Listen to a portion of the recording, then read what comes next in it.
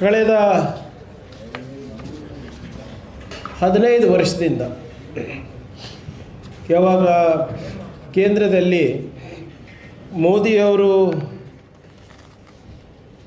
ಮುಖ್ಯಮಂತ್ರಿಯಿಂದ ಪ್ರಧಾನಮಂತ್ರಿ ಆಗಬೇಕಂತ ಬಯಸಿದ್ರೋ ಆವಾಗ ಒಂದು ವಿಶಿಷ್ಟವಾದಂಥ ಕಾರ್ಖಾನೆಯನ್ನು ಪ್ರಾರಂಭ ಮಾಡಿದ್ರು. ಯಾವ ಕಾರ್ಖಾನೆ ಅಂದರೆ ಸುಳ್ಳು ಹೇಳುವ ಒಂದು ಕಾರ್ಖಾನೆ. ಮಿಸ್ಇನ್ಫಾರ್ಮೇಷನ್, ಡಿಸ್ಇನ್ಫಾರ್ಮೇಷನ್, ಮ್ಯಾಲ್ಇನ್ಫಾರ್ಮೇಷನ್, ಫೇಕ್ ನ್ಯೂಸ್ ಒಂದು ಫ್ಯಾಕ್ಟ್ರಿಯನ್ನೇ ಪ್ರಾರಂಭ ಮಾಡಿದರು. ಇದರಲ್ಲಿ ಈ ಫೇಕ್ ನ್ಯೂಸ್ ಫ್ಯಾಕ್ಟ್ರಿ ಅಂತ ನಾವೇನು ಹೇಳ್ತೀವಿ, ಇದರಲ್ಲಿ ಸಹಭಾಗಿತ್ವ ಮಾಲೀಕತ್ವ ಮೋದಿಯವ್ರದ್ದು, ಶಾ ಅವ್ರದ್ದು. ಅಮಿತ್ ಮಾಲ್ವಿಯಾ ಅಂತ ಒಬ್ಬ ಕೆಲಸಕ್ಕೆ ಬರಲಾರ್ದವನು ಅದಕ್ಕೆ ಮ್ಯಾನೇಜರ್ ಅಂತ ಇಟ್ಟಿದ್ದಾರೆ. ಈ ಫ್ಯಾಕ್ಟ್ರಿ ನಡೆಸೋಕ್ಕೆ ಕೆಲ ಜೀತ ಆಳುಗಳು ಕೂಡ ಇಟ್ಟಿದ್ದಾರೆ, ಬಾಂಡೆಡ್ ಲೇಬರ್. ಹಲವಾರು ರಾಜ್ಯಗಳಲ್ಲಿ ಮೇಲೆ BJP ಶಾಸಕರಿದ್ದಾರೆ, ಸ್ಪೋಕ್ಸ್ ಪರ್ಸನ್ ಇದ್ದಾರೆ, ಸಂಸದರಿದ್ದಾರೆ. ಇಲ್ಲಿ ನಮ್ಮ ರಾಜ್ಯದಲ್ಲಿ ಕೆಲವರಿದ್ದಾರೆ BJP MP ಗಳು.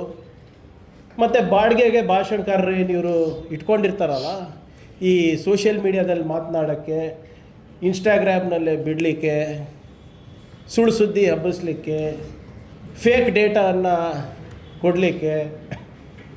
ಸೊ ಅದೇ ರೀತಿ ಇಲ್ಲೂ ಕೂಡ ಕರ್ನಾಟಕದಲ್ಲಿ ಕೂಡ ನಡೀತಾ ಇದೆ. ಆಮೇಲೆ ಈ ಮಿಸ್ಇನ್ಫಾರ್ಮೇಷನ್ನು, ಫೇಕ್ ನ್ಯೂಸ್ ಬಗ್ಗೆ ಸುಪ್ರೀಂ ಕೋರ್ಟ್ ನಲ್ಲಿ ಕೂಡ ಪ್ರಸ್ತಾಪ ಆಗಿದೆ. ಮಾಜಿ ಚೀಫ್ ಜಸ್ಟಿಸ್ ಆಫ್ ಇಂಡಿಯಾ ಅವರು ಕೂಡ, ಸರ್ವೋಚ್ಚ ನ್ಯಾಯಾಧೀಶರು ಅವರು ಕೂಡ ಆವಾಗ ಹೇಳಿದರು, ಇದು ಪ್ರಜಾಪ್ರಭುತ್ವಕ್ಕೆ ಭಾಳ ಅಪಾಯಕಾರಿ ಅಂತ.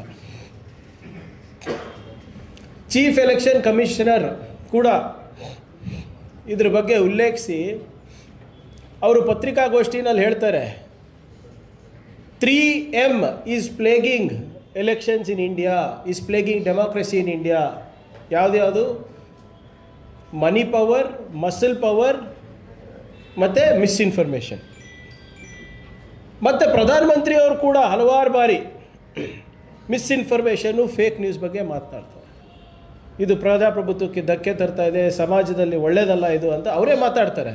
ಆದರೆ ಕಾರ್ಖಾನೆಯ ಮಾಲೀಕರೇ ಅವರು. ಇದು ಒಂದು ಇಂಡಸ್ಟ್ರಿಯಲೈಸ್ ಮಾಡಿಬಿಟ್ಟಿದ್ದಾರೆ ಇದು ಫೇಕ್ ನ್ಯೂಸ್. ಇದನ್ನು